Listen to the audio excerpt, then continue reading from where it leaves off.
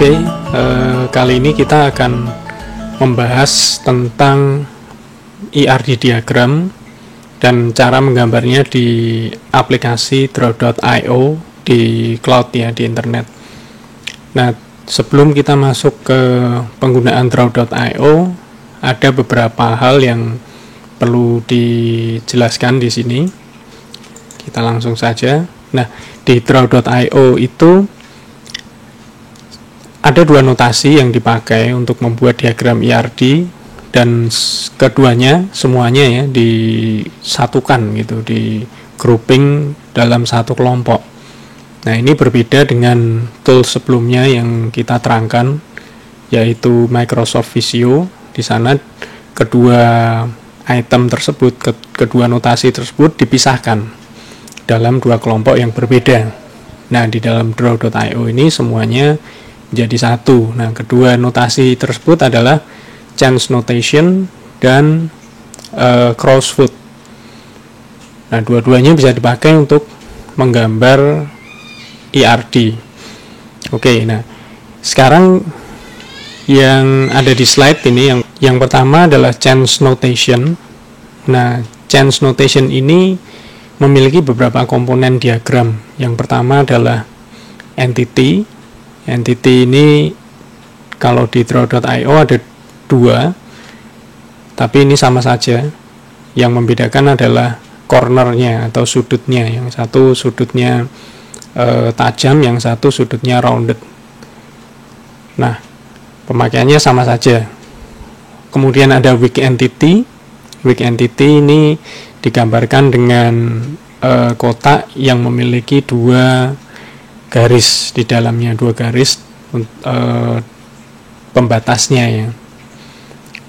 Nah, kemudian ada associative entity seperti ini, lalu relationship, kemudian weak relationship. Nah, weak relationship sama dengan weak entity, batasnya, batas garisnya.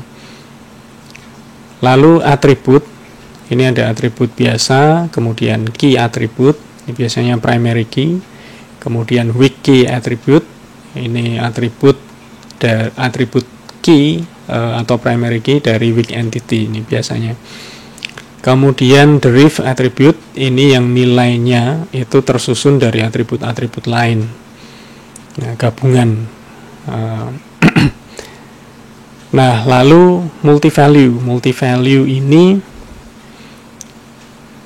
dia atribut yang bisa memiliki banyak nilai gitu. Jadi kalau di Java itu collection atau array. Nah, ini contohnya adalah nomor telepon. Nomor telepon itu bisa menyimpan nomor telepon rumah dan nomor telepon handphone atau mobile phone. Nah, kita masuk ke weak entity.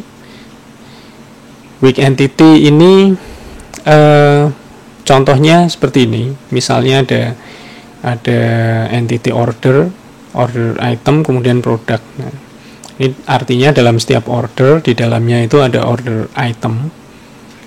Ada banyak order item ya, karena di sini one order connected to zero to many order item. Nah, kemudian one order item representing atau mewakili one product. Makanya di sini hubungannya one to one.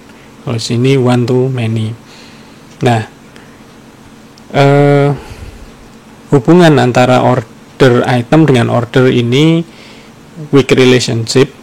Nah, dan order item sendiri merupakan weak entity. Karena apa? Karena order item ini tidak akan eksis apabila order ini tidak ada gitu. Jadi harus ada order dulu diciptakan, baru order item bisa eksis. Nah, karena itulah dia disebut weak entity. Nah, untuk setiap weak entity, primary key-nya ini biasanya tersusun dari primary key order, primary key object yang membuatnya bisa tercipta ya. Nah, plus mungkin ditambahkan primary key si produk gitu. Jadi ada kombinasi gitu. Bisa juga kombinasi dari primary key order, kemudian digabungkan dengan key yang di generate sendiri. Nah, it's okay. Tapi intinya primary key-nya tersusun dari key-key yang lain, key entitas lain ya. Nah, kemudian nah ini keterangannya, order item is a weak entity regarding its relationship with order, while product can still be exist if order item doesn't exist. Ini artinya hubungan produk dengan order item ini tidak saling tergantung. Jadi meskipun order item tidak ada, produk ini masih bisa eksis, masih bisa ada gitu. Jadi independen sebenarnya si produk ini. Nah, kemudian weak key attribute dan weak relationship. Nah, order item primary key tersusun dari primary key order dan primary key product. Nah, ini dalam kasus ini ya. Lalu hubungan antara order dan order item itu sendiri disebut weak relationship. Nah, in a weak relationship, the primary key of the weak entity is composed of primary key of other entities related to it. Nah, itu penjelasan sekilas mengenai weak entity, weak key attribute, dan weak relationship. Nah, lalu untuk crossfoot notation, ini gambarnya ketika kita membuat IRD pertama kali pasti akan muncul diagram seperti ini. Ini diagram template dari Draw.io. Nah, ini merupakan diagram dengan notasi crossfoot. Nah, ciri khasnya ini ada garis-garis relationship dengan simbol-simbol kardinalitas yang seperti ini. Nah, untuk relationship-nya sendiri ada beberapa, cukup lengkap di Draw.io. Ini ada garis relationship tanpa keterangan, jadi plain, polosan. Lalu ada yang seperti ini, hanya keterangan di sisi kanan. Ini one, ini many to many. Nah, ini mandatory relationship-nya, yang garis putus-putus ini opsional, atau bisa dibilang ini weak ya, yang ini strong. Kemudian yang garis ganda ini melambangkan relationship yang rekursif. Nah, nanti kita akan lihat juga bagaimana penggunaannya. Nah, ini garis relationship-nya crossfoot ya. Kalau tadi ini punya chance notation, cukup simple. Nah, ini yang crossfoot, kombinasinya sudah cukup lengkap juga, ada 16 ya, 16 kombinasi di sini. Kita tinggal pakai saja dari one to one, many to many, many to one. Nah, semua sudah ada nih, tinggal kita pilih saja. Oke, mari kita masuk ke diagram Draw.io nya.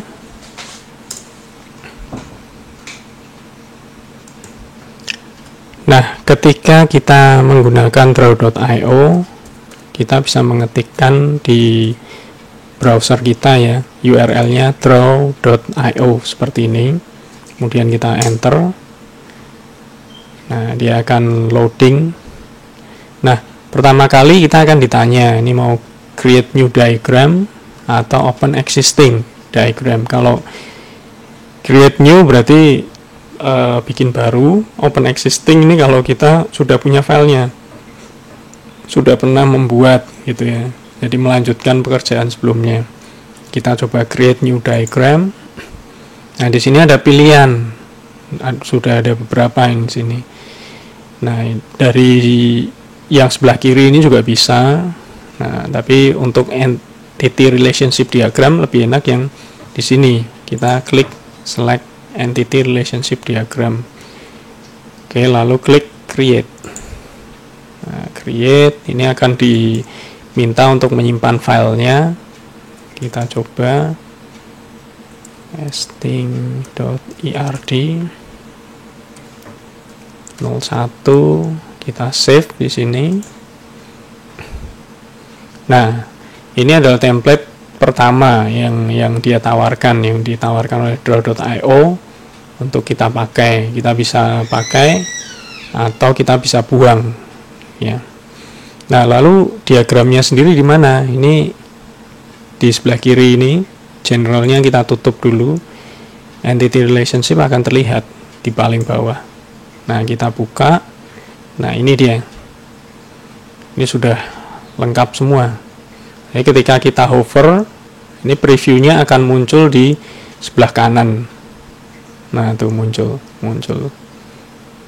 Nah, ini bisa kita langsung gunakan, misalnya entity ini drag and drop saja, bisa langsung drag and drop.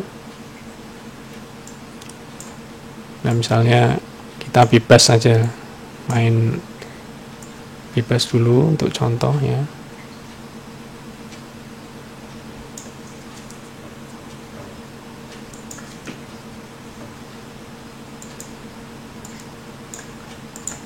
Nah, seperti ini.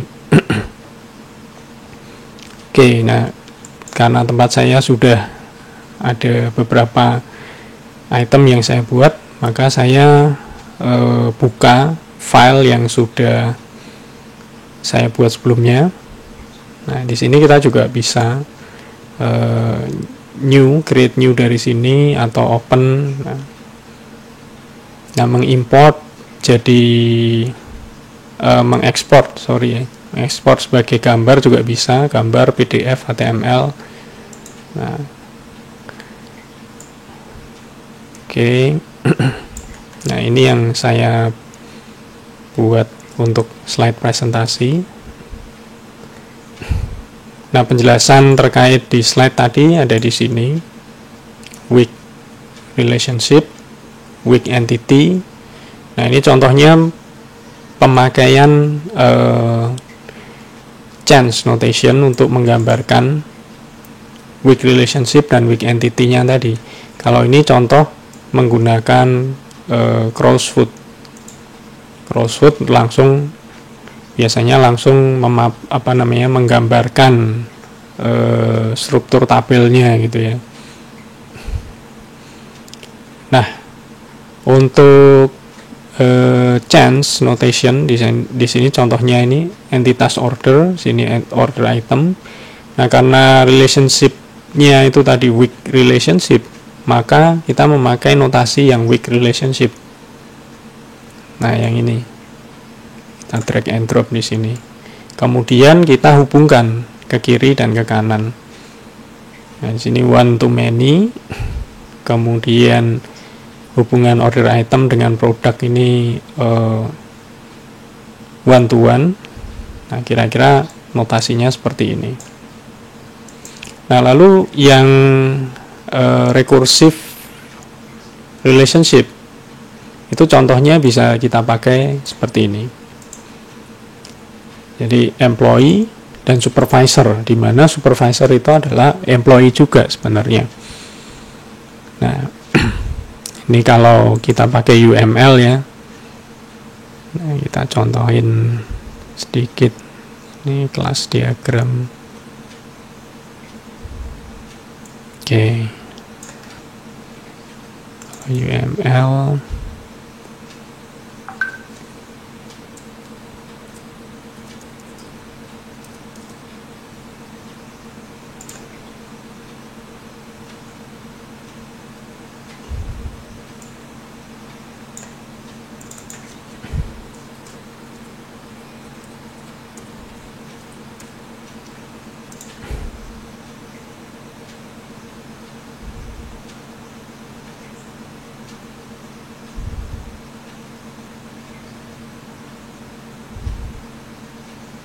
Nah, kita pakai panah extend. Supervisornya itu extend employee. Nah, artinya si supervisor itu adalah employee juga sebenarnya gitu. Tipenya sama. Kemudian di employee ini ada menyimpan Nah, field yang tipenya kelas supervisor.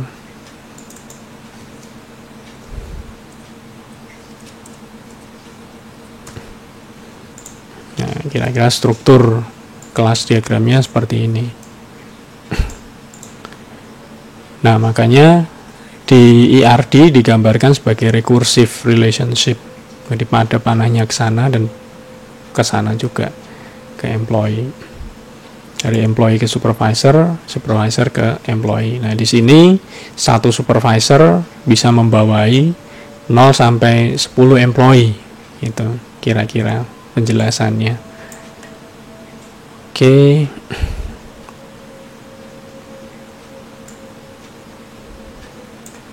Ya, itu saja dari saya. Sekian dulu. Terima kasih, selamat belajar.